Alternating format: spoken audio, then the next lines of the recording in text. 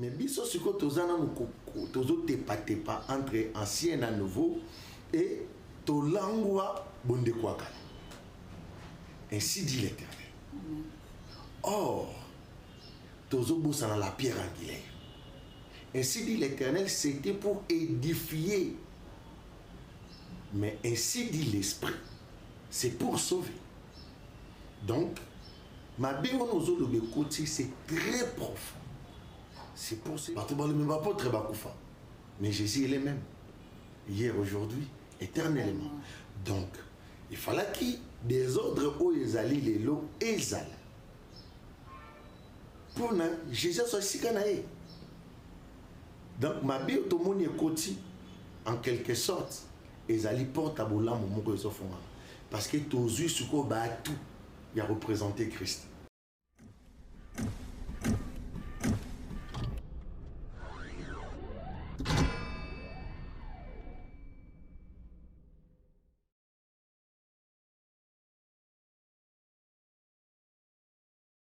Mbote na balandi bisika nyonso bozwami pe na ngonga oyo bokolanda émission oyo ngawa bino ndeko Evelyne Lobota na yembe bino lelo ndeko Fonfon Makenda ya mission prophétique de la restauration de l'église du Christ au déjà tolobi mbote ndeko Fonfon mbote maman ndeko Fonfon lelo ekota la biso so ko se présenter pour balandi ba frère Fonfon.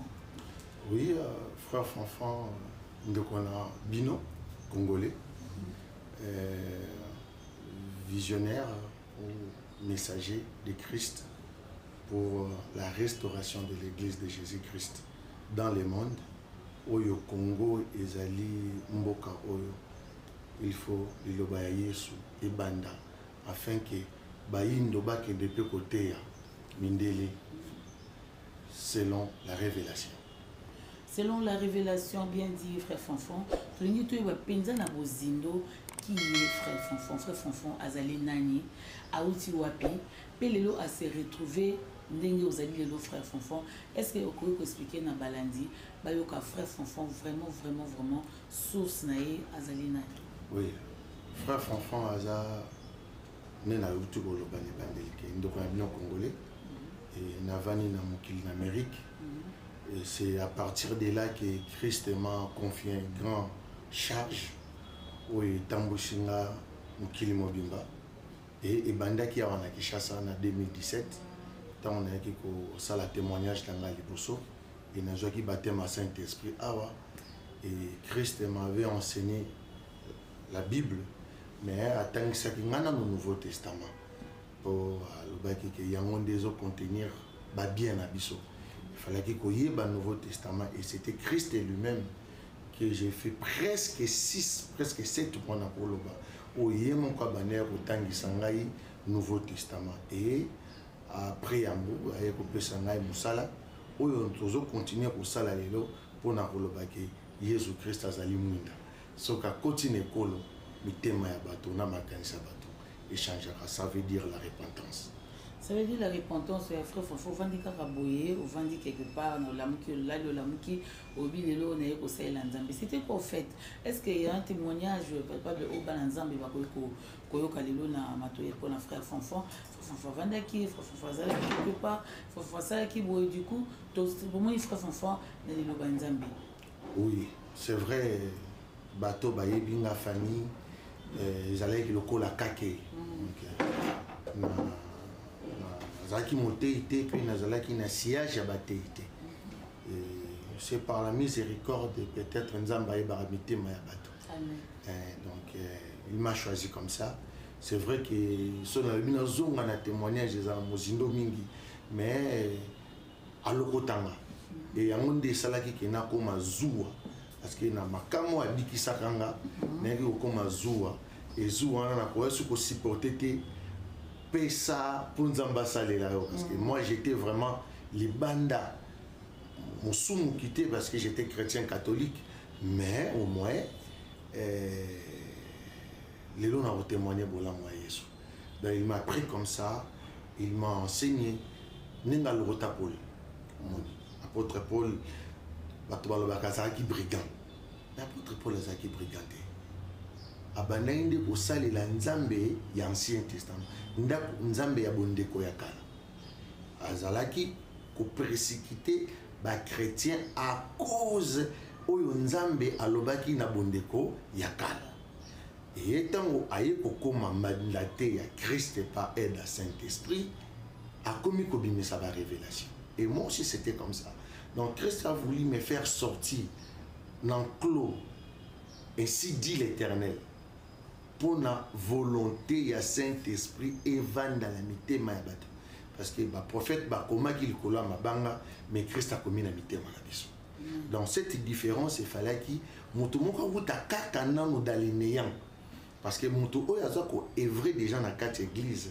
a ko ça la distinction en athée c'est pour cela même les 12 apôtres tant Jésus a commis que ça se poussé à monter maneke les lobé qui na ba nation a ko kaki kolongola mon côté à ba 12 sinon t'es que même ma division Jésus a divisé raté donc je crois que tant Jésus selon plan parler du Saint-Esprit il fallait qu'il soit évangile et pas à la nation il fallait qu'il y ait un moto et motonga ponaki c'est ton frère et les autres ont déjà plusieurs.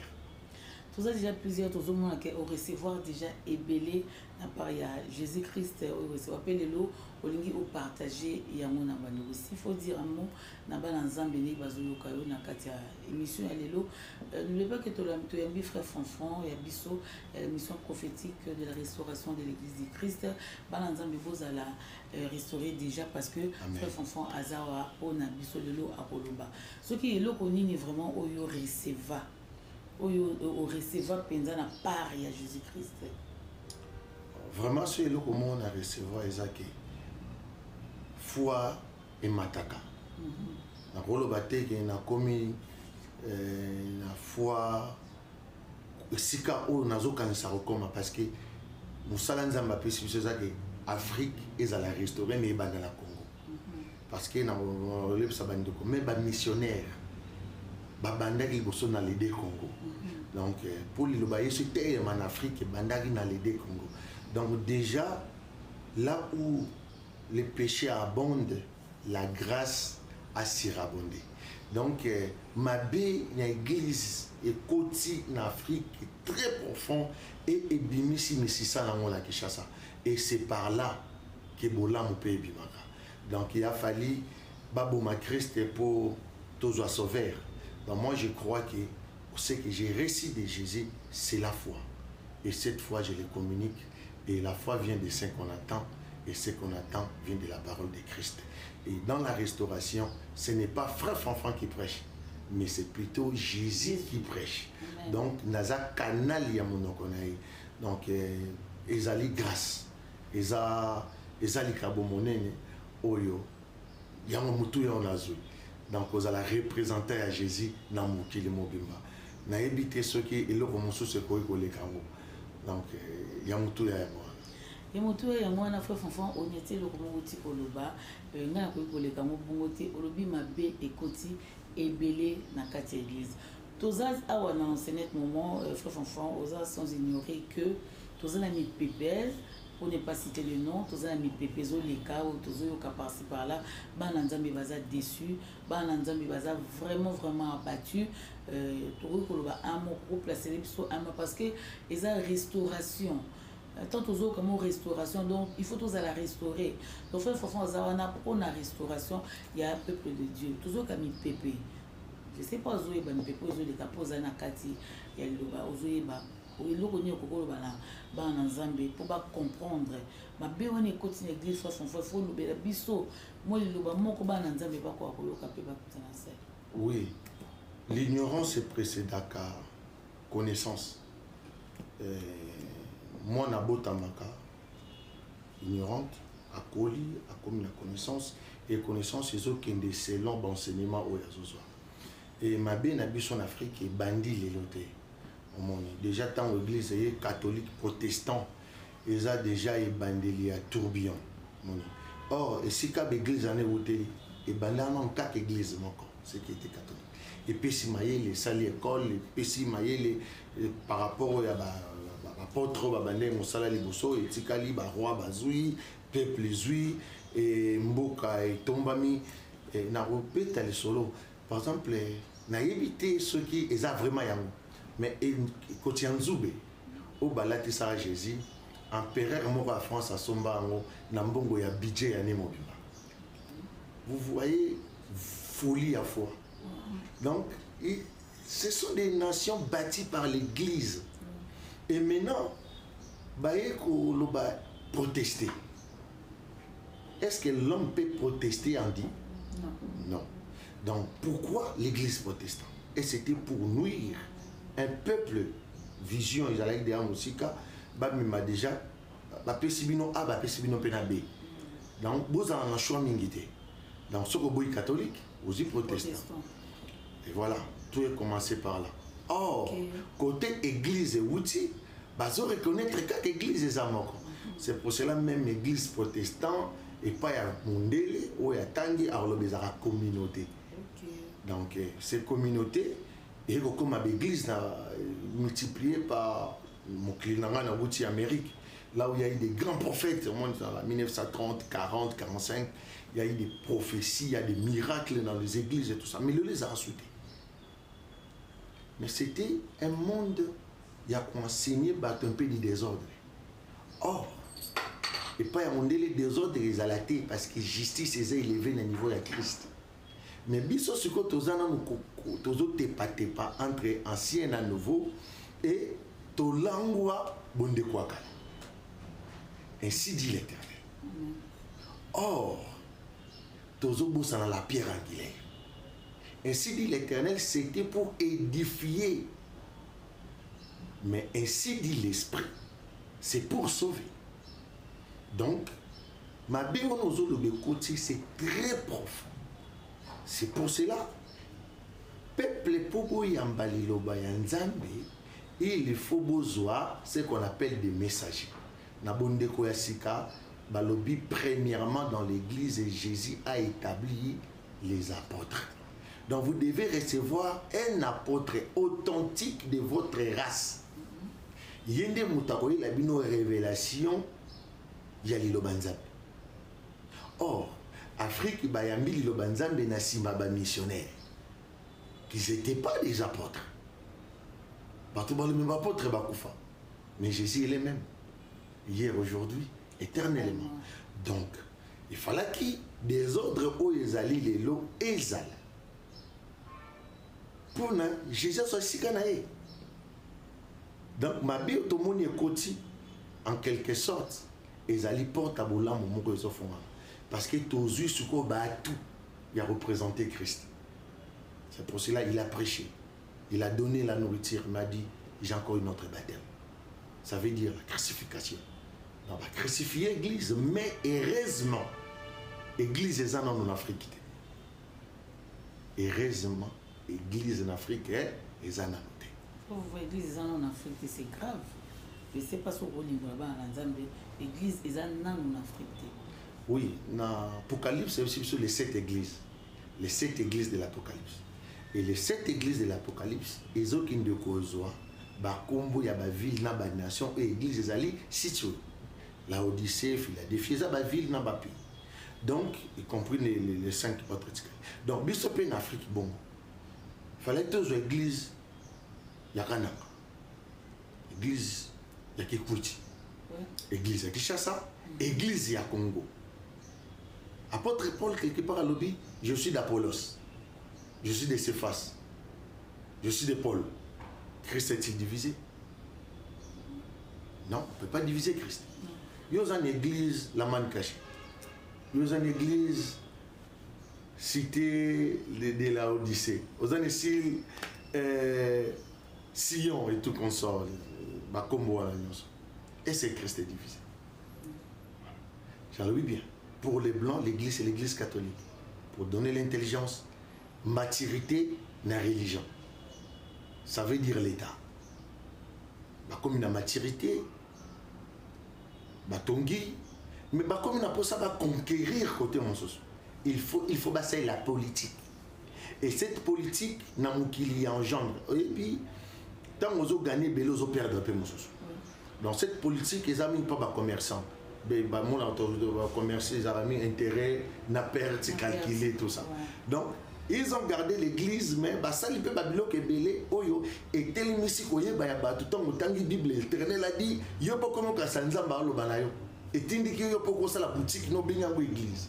Mais quand la vérité apparaîtra, c'est pour cela les apôtres ont dit, bâté, base à la mingité. Et ils seront jugés très sévèrement. Or, quand ils s'arrêtent, ils allaient en paradis. Et or, c'est ici. Yo au salle l'église a mal caché. Est-ce que Jésus a salle l'église n'est pas à la mal caché? L'église, Jésus est la tête et le corps de l'église. Dans l'église, on glorifie quel est le nom de Jésus. Et dans l'église, c'est seulement Jésus lui-même qui prêche. Hébreux chapitre 13, verset 20.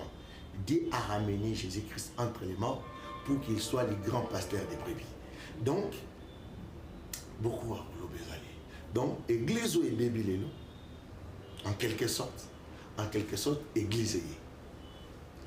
Église et bébé, en quelque sorte, église et il faut na zone les sous parce que tant aux oloba, il faut na fumo la penza mato et peuple de débat yoka on a lelo tozali, il faut tozala restaurer. C'est aussi ça l'émission vraiment va dans Zambie. Il faut tozala vraiment restaurer. Il faut lobby na landa qui on a boké binyoso lobby prophétie les alliés sous-soutés. Prophétie les sous-soutés mais les lobby sont na Kinshasa absolument vivre quand na prophétie frère enfant. Tous vivre na prophétie par-ci par-là. Maman na ondoki yaka na mopananga zong sa boye kene na moboye. Ozana quelque chose ou on appelle ça zali bimi ça et bimi. Tout comme on a récemment va vidéo c'est okélé. Tous au monde a prophétie on a frère enfant. Mais na éviter les contradictions ou bien des non, Jésus est l'accomplissement de toutes les prophéties. Et prophétie qu'aussi là le babo solo c'est la mission prophétique pour la restauration de l'église de Jésus-Christ, les grands pasteurs des brebis, pour la délivrance des nations. Donc c'est une prophétie qui les apôtres ont l'acte des apôtres. Donc tous autres qui ont l'accomplissement pour toute ton église. Donc et ça prophétie mon copé oyo na memi. Bon, prophétie est à mon salaire. Mais Jésus a longi sa biso bitumbanios. Donc, prophétie est à un niveau social moutouté. Ce qui prophétie est à l'actualité dans niveau individu, c'est que la foi est anéantie. Parce que la foi, c'est la ferme assurance de ce qu'on espère. Hébreux chapitre 11, verset 1er. Et ça dit démonstration des choses que tu espères. Et comment namaboko na yo eza démonstration foi. Or si yo prophétisé et je crois na prophétie au lobby na ko glorifier son nzambete na ko glorifier musuna yo après nzambe oyo alobi na kati na yo c'est alors qu'il na komi ko tia barrage nanga na Christ. Or si la foi vient de ce qu'on attend. Et ce qu'on attend, c'est qui vient de la parole de Christ. Et Jésus-Christ est lui-même aussi qui est le consommateur de notre foi. Donc, lorsque tu as la foi, Yesu nakati na yo azolia. Volima foi na yo, aux autres on dit ça Jésus. Or, ce que ça Jésus est simple. Et c'est moi qui est là bas membre na yo. Il y a un apôtre Jean Lobi. Si ton cœur te condamne, Dieu qui est plus grand que ton cœur te condamnera plus. Et si ton cœur est dans la joie, Jésus a coupé ça encore à l'abondance. Donc la prophétie est tikala sur un niveau il y a batouté parce que Jésus a coqué ça qui n'y a sur l'anzotonai. Mais il y a des prophéties comme mission. Apôtre Paul a qui n'y a même pas païen.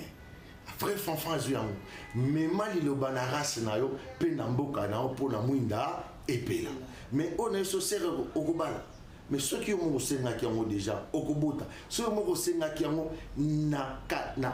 ce qui était prévu dans l'évangile. Jésus a dit, entre dans ta chambre, ferme ta porte, prie celui qui t'écoute dans les secrets. Donc,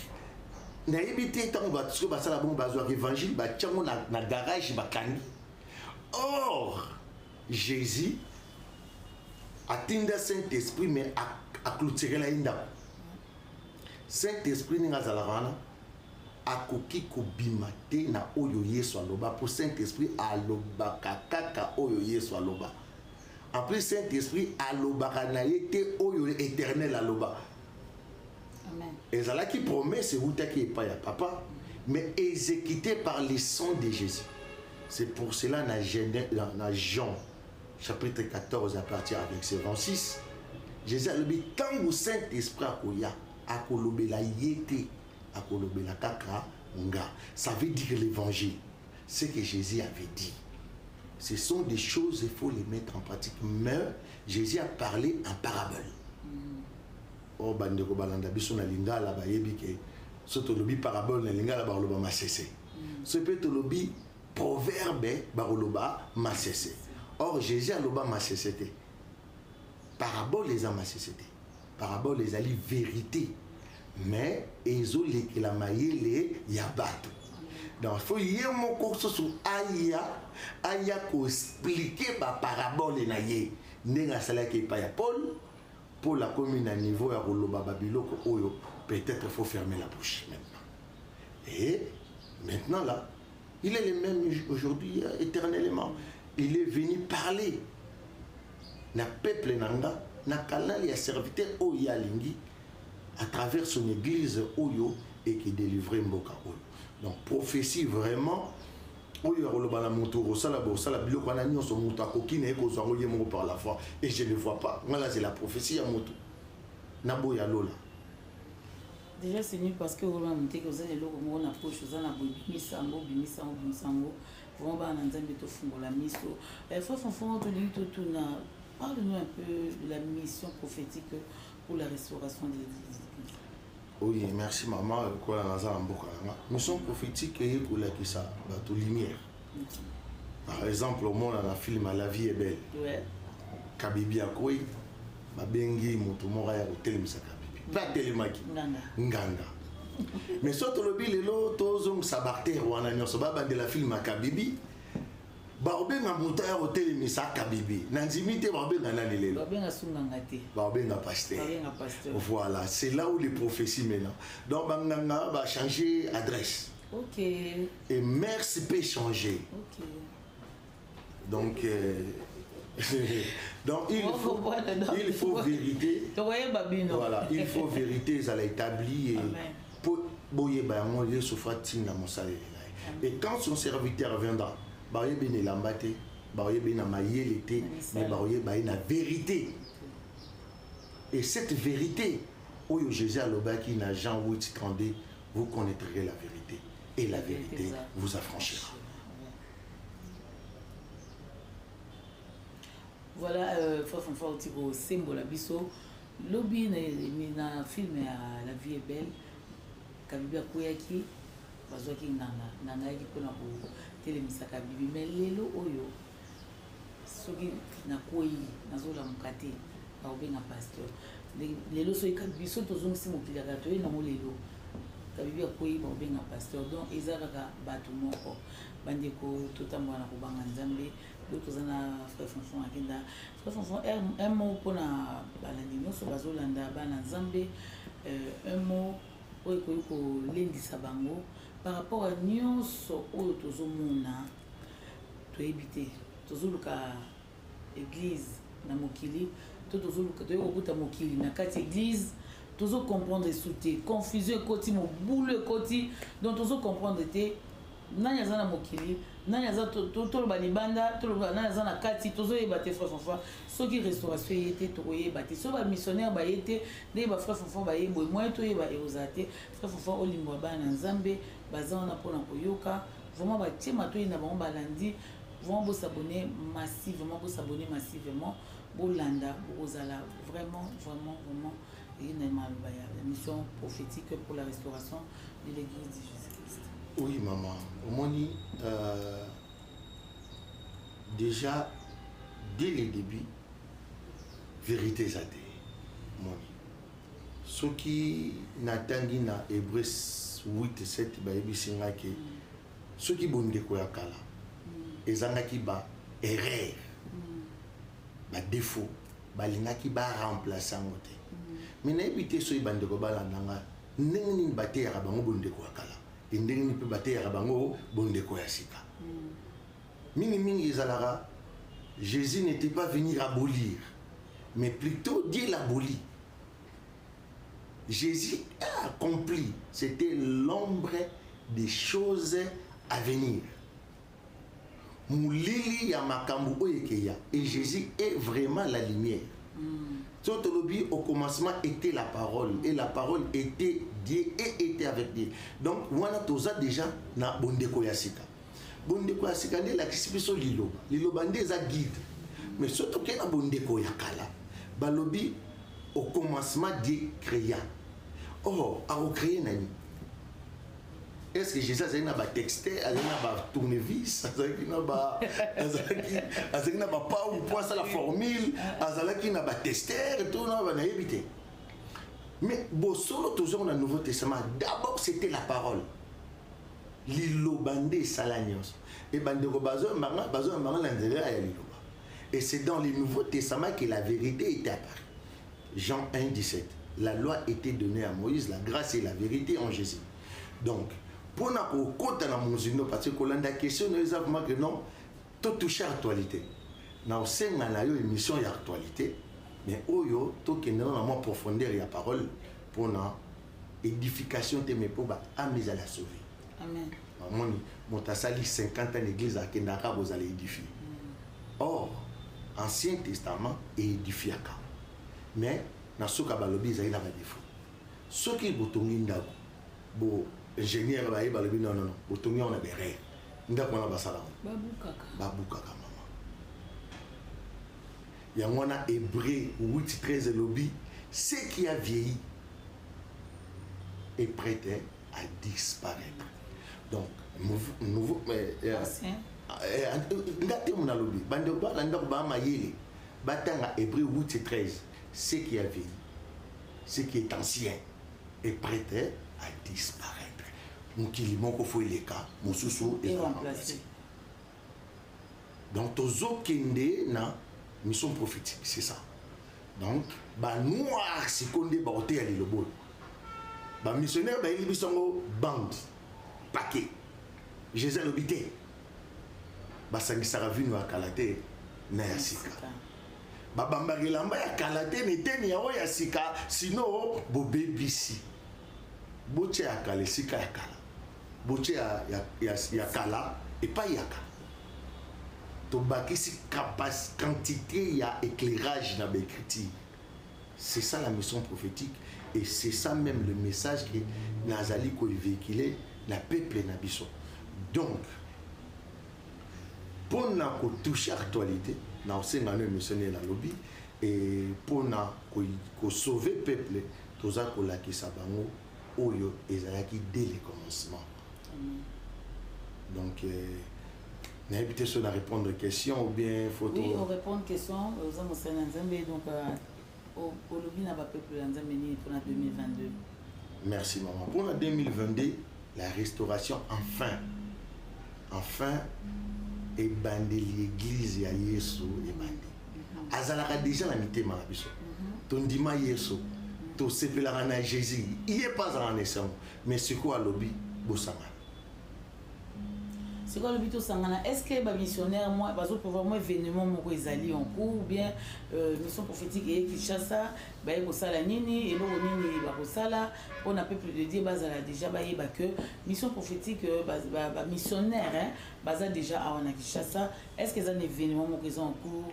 Oui, tous ans ba conférence à Mickey Belé na ba sebeno ezolanda et na mois ya juin tous ans la conférence pour na Kinshasa Mobimba n'esplanade ya Fikin. OK. Otozo bingi sabande kwa Kinshasa Mobimba baya kotala mutute bailanda mutute balanda la nion baya koyoka les grands passeurs des brebis prêcher baya koyoka vérité ya bondeko ya kala na bondeko ya sika oye komamaki na mabanga na oye komami na mitema baya koyoka thème nango eza déjà livre de la loi. Livre de la loi, bakoya na Fikin, bakoya jour nini, bakoya heure nini, pour baya kolanda liloba wana pe temo wana ya makasi bon nzamba c'est grâce na période je crois que mbule beta raté déjà partir à 10h biso nyonso tokozala wana na date le 18 juin 2022. Ah ok, le 18 juin 2022 calé déjà la date bandeko tozala wana biso so na fiki po to ya koyoka liloba o ba missionnaire ba yeli biso na kati ya ville ya Kinshasa, non seulement na kati ya ville ya Kinshasa, okouta Braza, okouta Mwanda, okouta Boma, okouta de partout Lumbashi. Goma pourquoi pas? Ba o ba outa pe libanda ba roya ba missionnaire, donc nous serons ba mission prophétique nyonso bazali na Occident ba ozala na Kinshasa. Ah donc mission prophétique tout le but ba bien, donc tozali partout dans le monde entier. Oui, bon, mission prophétique en réalité est bandie na diaspora. Ah ok. Je crois que na maloba moko ebaneki kotambola milata na nzoto te. Bato ba musambo kazali bana mboko ba uta libanda. Amen. En réalité c'était ça. Pourtant nous abatem na ina ba message ya opesa ba autorité mboka. Mais message on est le karaté. J'étais inquiet. Et c'était par là que Christ me donnera maintenant l'émission. Non, ba yo côté. Na kangi mitema la ba. Koyiba kobomana. Et ils ont la transformer ce qu'on a bolingo. Parce que hier soit ça bolingo. Dieu est amour. Bolingo ensemble se manifesta quand dans le Nouveau Testament. Dieu a été aimé le monde, a donné son Fils unique à quiconque croit en lui. Mais l'Éternel a dit. Jésus a dit à Jésus a dit, celui que vous appelez l'Éternel est votre Père. Et si vous croyez que Moïse, que vous avez placé votre confiance, c'est lui qui vous accueille. Et moi, je suis venu pour que les brebis soient en abondance. Donc, Bissotoza 100% Jésus. Et non pas seulement Tolobi Ambo, mais Yende Montazote Abisso. Et ma sœur, église à Jésus, quand on est régné dans le Congo, dans le Zoya, Tola Tabilamba Pembe. Et que vous avez dans autres thèmes et vous avez dans donc, tout ce pays là, tous à la naissance. Tous ces plateaux, nous allons faire fanfan, bientôt nous allons chuter pour faire fanfan. Nous avons que le lobby est dans la diaspora et dans le Congo. Et aussi dans le pays et dans le Congo. Pourquoi vous avez choisi que le Congo? Est-ce que tout les missionnaires nous sont une mission prophétique pour la restauration de l'église de Jésus-Christ? Parce que les Congolais, il y a un boïka dans le Congo ou comment, je ne sais pas expliquer dans Zambie Congo. Merci maman. Non, non, non. Mission prophétique, les Congolais à Kinshasa. Les Congolais à Brazzaville, tous en Angolais, tous en Centrafricain. Ah, ok. Oui, tous en pays vraiment belé Afrique, voire même à niveau de continent. Mais déjà naturellement, nous sommes déjà à Kinshasa pour Congo. La richesse, puis la population, puis le climat. C'est le seul pays où ils sont tous na mitema tozana bomengo où to servir un kilimo bimba. Donc ce n'est pas pour rien que Dieu a mis cela ici.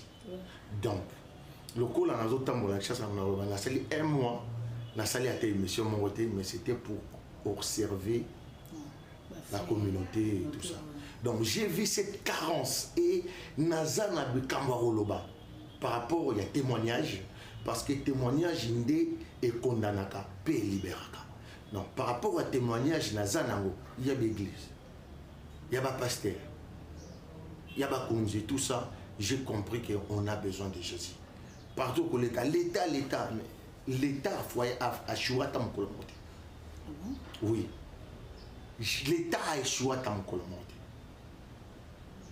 L'État a se matérialisé déjà dans Mbongo. Est-ce que Mbongo et Congo ici les valeurs? C'est un sujet est-ce que aucun ambongo ya congolais franc congolais dans magasin au sombi baborozo? Non. L'État a la valeur. Mais le problème de notre État, c'est ce que Dieu donne à l'homme. Exact. Qui fait que batunyo sovazo qui est dans l'État, bazana na mayeli wana te ya Yesu. Ya mona tozana la carence. L'État n'a pas changé, l'État est bien. L'État est carré. L'État est carré, les frères Fofon à Kenda Oti Koba, mais c'est l'homme. Motunde Fakayo Kayesu. Mais Moutayo ki Moutou. Dommage. C'est ça qui fait défaut, Bananzambe. Soyez éclairés, il faut faire le banane. Ma soeur, soyez éclairés. Et ça, là, Amen. Un contact sur les alliés pour la bande baï, pour la Hollanda, bande Hollanda de partout. Pour la Benga, sur contact les alliés pour la Solola. Moi, suggestion, moi, bande pour contribuer. Nous souffrons fond pourquoi pas bâtir ça dans Oezangi parce que c'est la complémentarité biso bananza metondi marana biso faut numéro contact mon Ezali. Oui ma sœur bosso na yo canal est bien il y a pour atteindre biso la restauration et pour na numéro de téléphone dans un numéro ça na WhatsApp dans l'étranger c'est +1 217 721 20 55 et pour la Baï Mboka dans un 08 98 64 58 90. Merci, voilà, tout est bien qui finit bien. J'étais avec le frère Fanfan de la mission prophétique pour la restauration de l'église du Christ, les lots, Yambaki, Bokaki, pour ça, mission pour comprendre, pour toucher vraiment, pour nous éclairer les moments. On a remis à langage moi, ça me fait à l'aise. Il y a Koloka, on a bongo et belé pour la Kolanda Bisso. Ce qui vous montre l'image qui les affaires dans la caméra, il a permettre que l'image vraiment soyez bénis, soyez éclairés. Tout le monde en a un micro, ce qui nous a apprécié.